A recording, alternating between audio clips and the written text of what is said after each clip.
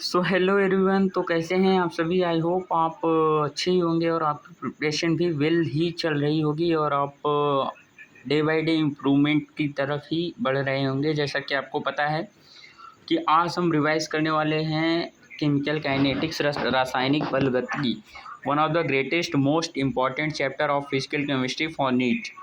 क्योंकि इससे बहुत सारे थ्योरेटिकल क्वेश्चन पूछ लिए जाते हैं। फॉर एग्जांपल अभी ऑफलाइन आरटीएस 31 अगस्त को मैंने दे के आया, वहाँ पे 5 to 6 थ्योरेटिकल क्वेश्चंस डायरेक्टली मेरे एनसीईआरटी से मुझे मिले, जिसमें मुझे बहुत हेल्पफुल हुआ।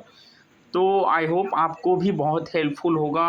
आप एनसीईआरटी को हाईलाइट कीजिए, क्योंकि अब फिजिकल केमिस्ट्री में भी थ्योरेटिकल क्वेश्चंस आते हैं। आपको ये बात जितनी जल्दी पता चल जाएगा वो आपके लिए ज़्यादा बेनिफिशियल होगा। तो बिना देरी के हम स्टार्ट करते हैं। जैसा कि आप जानते हैं, मेरा नाम रितेश मिश्रा है। मैं क्लास 12th नीट का एस्पिरेंट हूँ।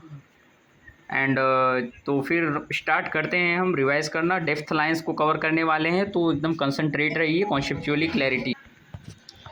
तो फर्स्ट पैराग्राफ में जो हमारा यहाँ पे लाइन दिया हुआ है, अभिक्रिया का वेग अर्थात अभिक्रिया का द्वारा साम्य अवस्था तक।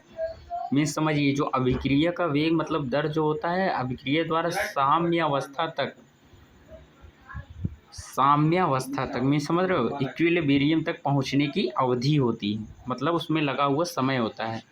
अभिक्रिया का वेग अभिक्रिया द्वारा साम्य अवस्था तक पहुँचने में लगा समय होता है। काइनेटिक्स शब्द की व्युत्पत्ति काइनेसिस से हुई है, जो कि एक ग्रीक शब्द है। इम्पॉर्टेंट है, डीपली है, कॉन्सेप्चुअली आप सुनते रहिए। काइनेटिक्स शब्द की व्युत्पत्ति काइनेसिस से हुई है, जो कि ग्रीक शब्द है, जिसका अर्थ होता है गति। और यहाँ पे one of the greatest line है, ऊष्मागतिकी केवल अभिक्रिया की संभाव्यता को बताती है, जबकि रासायनिक बलगतिकी अभिक्रिया की गति को बताती है। ये तो आप कर ले जाओ कि रासायनिक बलगतिकी अभिक्रिया की गति बताती है, लेकिन यहाँ पे ये दिया है, ऊष्मागतिकी केवल अभिक्रिया की संभाव्यता को बताती है। काफ़ी इंपॉर्टेंट लाइन आएगा। अभी आप कंटिन्यू बने रहिए, आपको बताता हूँ कौन सा क्वेश्चन अभी आरटीएस में पूछा था। कुछ कारक जैसे सांद्रता, ताप, दाब, तो उत्प्रेरक अभिक्रिया के वेग को प्रभावित करते हैं, आप पढ़े होंगे। और आगे बात करते हैं तो आयनिक अभिक्रियाएँ अत्यधिक तीव्र गति से होती हैं, जो आयनिक इक्वेशंस होती हैं अत्यधिक तीव्र गति से होती हैं। इसका उदाहरण जैसे सिल्वर नाइट्रेट के जलीय विलयन में सोडियम क्लोराइड का विलयन बनाने पर सिल्वर क्लोराइड का अवक्षेपण अतिशीघ्र होता है, ये एग्जाम्पल है। लोहे पर जंग लगना, कुछ ऐसी क्रियाएँ होती हैं जो मध्यम वेग से होती हैं। इम्पॉर्टेंट है एग्जाम्पल कि लोहे पर जंग लगना किस प्रकार की क्रिया का उदाहरण है, मध्यम वेग, तीव्र वेग, धीमे पद की, तो यहाँ पे मध्यम वेग की है। और इक्षु शर्करा का प्रतिलोमन या स्टार्च का जल अपघटन, ये मध्यम वेग की अपक्रिया का उदाहरण है। स्टार्च का जल अपघटन एंड इक्षु शर्करा का प्रतिलोमन। आगे अगर हम बात करते हैं तो आ जाता है गैसीय क्रियाओं में, जैसे गैसों की सांद्रता आंशिक दाब द्वारा व्यक्त की जाती है। इनकी वेग की इकाई एटम सेकेंड -1 होती है। एक क्वेश्चन यहाँ से आरटीएस में अभी पूछ लिया गया था कि गैसीय अपक्रियाओं के लिए इकाई क्या होगी अपक्रिया की दर की। काफ़ी इंपॉर्टेंट क्वेश्चन, मतलब इजी है, क्योंकि हम जानते हैं गैसीय अपक्रियाओं के लिए एटमॉस्फेयर से हम शो करते हैं यूनिट को। आगे अगर हम बात करते हैं तो किसी गैसीय अपक्रिया के लिए सांद्रता आंशिक दाब के समानुपाती होती है। सांद्रता आंशिक दाब के समानुपाती होता है। अपक्रिया के वेग अपक्रमों उत्पाद में आंशिक दाब में परिवर्तन की दर से व्यक्त किया जा सकता है। मीन्स कर अगर गैसीय रिएक्शन है तो वहाँ पे हम सांद्रता के स्थान पर हम गैस का प्रयोग कर सकते हैं, दाब का प्रयोग कर सकते हैं। भाई आपको पढ़ाया गया होगा ये नोट्स में। आगे हम बात करते हैं इंपॉर्टेंट लाइन की, तो अभिक्रिया की कोटि one of the greatest, NEET में 100% चांस है पूछे जाने की कि अभिक्रिया की जो कोटि होती है वो 0, 1, 2, 3 व भिन्नात्मक हो सकती है। समझ रहे हो कि नहीं। अभिक्रिया की कोटि मतलब जो सांद्रताओं के ऊपर घात लगा हुआ रहता है क्रिया कारक की, वो 0 से अनंत तक मतलब भिन्नात्मक हो सकती है। जबकि जो अभिक्रिया का आणविकता होता है वो संख्यात्मक मान होना चाहिए और पूर्णांक होना चाहिए। आगे हम बात करते हैं तो एथेन का CO2 तथा H2O में ऑक्सीकरण माध्यमिक पदों द्वारा, जिनमें एल्कोहल और एल्डिहाइड अम्ल बनते हैं, ये जटिल अपक्रिया है, याद रखना। आगे अगर हम बात करते हैं तो त्रिअणुक आणविकता अपक्रियाएं बहुत कम होती हैं या बहुत धीमी गति से होती हैं। तो आगे इंपॉर्टेंट लाइन की बात करते हैं तो त्रिअणुक आणविकता की अपक्रियाएं बहुत कम होती हैं। जैसे कि हम देखे होंगे कि बहुत से रिएक्शन जो हमने देखे हैं वो एक आणुक द्विअणुक की होती हैं। जो त्रिअणुक की अपक्रियाएं होती हैं वे बहुत कम होती हैं। वो one of the greatest line है, हाईलाइट करते हैं हम इसे और बात करते हैं। तो इस प्रकार स्पष्ट है कि जटिल अपक्रियाएं जिनके स्टोइकियोमेट्री समीकरण में 3 से अधिक अणु होते हैं वे 1 से अधिक पदों में होने चाहिए। मीन्स ये ओवरऑल ये कहना चाहता है अगर किसी अभिक्रिया कोई अभिक्रिया त्रिआण्विकता वाला है, मीन्स उसमें 3 अणु हैं अभिक्रिया के में अभिकारक में, तो वो जटिल अभिक्रिया होना चाहिए, मतलब 1 से अधिक पद होने चाहिए उसमें। आगे बात करते हैं अभिक्रिया की कोटि एक प्रायोगिक मात्रा है, ग्रेटेस्ट लाइन है, प्रायोगिक मात्रा है ना कि संख्यात्मक।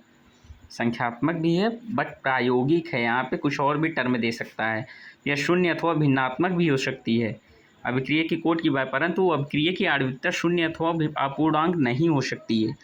समझे कि नहीं? अभिक्रिया की कोटि शून्य अथवा भिन्नात्मक हो सकती है कि तो अभिक्रिया की जो आणविकता है मीन्स जो क्रिया कारक में अणुओं की संख्या है वो शून्य अथवा अपूर्णांक नहीं हो सकती। आगे बात करते हैं तो अभिक्रिया की कोटि प्राथमिक एवं जटिल दोनों प्रकार की अभिक्रियाओं पर लागू होती है। One of the greatest line है, जो अभिक्रिया की कोटि होती है वो प्राथमिक एवं जटिल दोनों प्रकार की अभिक्रिया पर लागू होती है, जबकि अभिक्रिया की आणविकता जो होती है केवल प्राथमिक अभिक्रिया के लिए ही उत्तरदायी है। आगे बात करते हैं जटिल अभिक्रिया में कोटि सबसे मंद पद की ली जाती है। सबसे मंद के पद की आणविकता तथा कोटि समान होती है। जटिल पद में सबसे मंद पद की आणविकता ली जाती है, आणविकता, और उसका कोटि और आणविकता दोनों समान होता है। ये काफ़ी इंपॉर्टेंट लाइन है भाई। आगे अगर हम बात करते हैं तो उच्च दाब पर गैसीय अमोनिया का तत्व प्लेटिनम सतह पर, याद रखना, वियोजन शून्य कोटि की अपक्रिया का उदाहरण है। मीन्स यहाँ पे ये जो देख रहे हो देखने में क्या लग रहा है आपको, प्रथम कोटि क्या ना, बट ये शून्य कोटि की अपक्रिया है। इस अपक्रिया में प्लेटिनम की सतह उत्प्रेरक की तरह कार्य करती है। ये अभी जस्ट इसी साल बोर्ड एग्जाम में पूछ लिया गया था कि प्लेटिनम की सतह पर अमोनिया का विखंडन किस कोटि की अपक्रिया का उदाहरण है। आगे बात करते हैं HI का उष्मीय वियोजन भी, देखिए HI हाइड्रोजन आयोडाइड का उष्मीय वियोजन भी एक शून्य कोटि की उदाहरण है। अगर हम आगे बात करते हैं तो एथीन का हाइड्रोजनन प्रथम कोटि की अपक्रिया का उदाहरण है। यहाँ पे देखिए ये द्वितीय कोटि के लग रहा है बट ये प्रथम कोटि क्या है, एथीन का हाइड्रोजनन प्रथम कोटि की अपक्रिया का उदाहरण है। आगे बात करते हैं N2O5 N2O का अपघटन एक प्रथम कोटि की अपक्रिया के कुछ उदाहरण है। ये क्वेश्चन मैंने कम्युनिटी पे पोस्ट किया एंड ये क्वेश्चन कल मुझे ऑफलाइन RTS में मिला था कि N2O का अपघटन किस कोटि की अपक्रिया का उदाहरण है। तो ये NCERT ये स्टार मार्क की वजह से मेरा क्वेश्चन वो राइट हो गया। अगर हम आगे से बात करते हैं 10 से 12 क्वेश्चन भाई ऑफलाइन टेस्ट में 10 से 12 क्वेश्चन ऐसे थ्योरेटिकल आए थे आपको, इसलिए फिजिकल केमिस्ट्री की भी NCERT कवर करना पड़ चाहिए। किसी रासायनिक अपक्रिया में 10 डिग्री ताप वेग स्थिरांक में लगभग वृद्धि हो जाती है, दोगुना हो जाती है, मतलब जो वेग होता है 10 डिग्री ताप स्थिरांक में लगभग दोगुनी हो जाती है। ए आर्हेनियस गुणांक होता है, इसे आवृत्ति गुणांक भी कहते हैं। ये इसलिए इम्पॉर्टेंट है क्योंकि इसे आवृत्ति गुणांक भी कहते हैं। आगे बात करते हैं मध्यवर्ती, जिसे संक्रयित संकुल भी कहते हैं। विरचन आवश्यक ऊर्जा संक्रियण ऊर्जा कहलाती है। लैंग्वेज में एक्टिवेशन एनर्जी की डेफिनेशन दिया है। आगे अगर हम बात करते हैं तो एक क्वेश्चन यहाँ से कल मुझे मिला था, उत्प्रेरक अपक्रिया की गिब्ज मुक्त ऊर्जा में परिवर्तन नहीं करता है, आप डायरेक्टली नोट्स में ऐड कीजिए।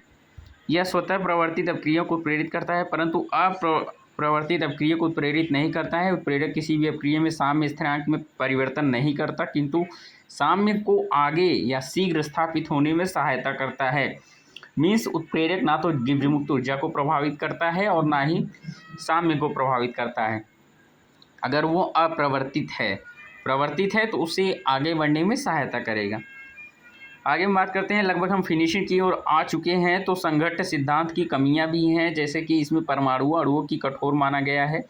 संघट्ट सिद्धांत मतलब टक्कर सिद्धांत की कमियों की बात कर रहा हूं मैं, DT सर नहीं कराए हैं, आप भी जानते होंगे। तो इसमें सभी अणुओं को कठोर मान लिया गया है, इसकी संरचना को नकार दिया गया है भाई।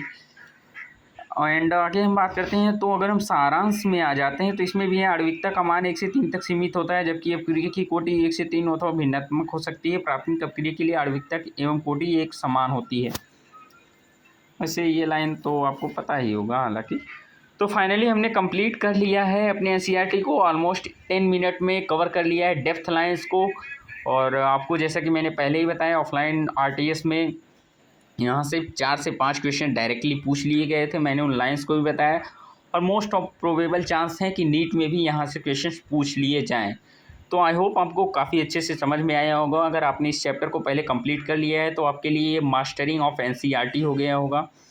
और कैसा लगा ये सेशन आप ज़रूर कमेंट में बताइए। और एक बात और है यार, आप लोग लाइक नहीं करते तो लाइक भी कर दीजिए कि क्योंकि केवल व्यूज़ ही आते हैं, देखते हैं, लाइक्स नहीं आते हैं। कि आप लोगों के लिए वन ऑफ द ग्रेटेस्ट है कि फिजिकल केमिस्ट्री की एनसीईआरटी भी आपको पूरे यूट्यूब पे कहीं प्रोवाइड नहीं किया जा रहा है।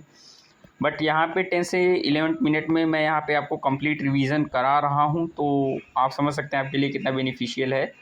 आपके लिए एक इम्पॉर्टेंट बात बताऊँ, आप इन सभी लाइन्स को ना एक शॉर्ट नोट्स है, एक वाइट अनरूल्ड मतलब बिना विदाउट लाइन वाले एक पेज में इसको लिख लीजिए, नोट कर लीजिए और इसको कहीं चिपका दीजिए या फिर इसको रीड मारते रहिए। जैसे चैप्टर पढ़ो, रिवाइज करो, इसको भी रीड करो, क्योंकि काफ़ी इंपॉर्टेंट लाइन्स हो जाते हैं ये जो एग्जाम में पूछ लिए जाते हैं।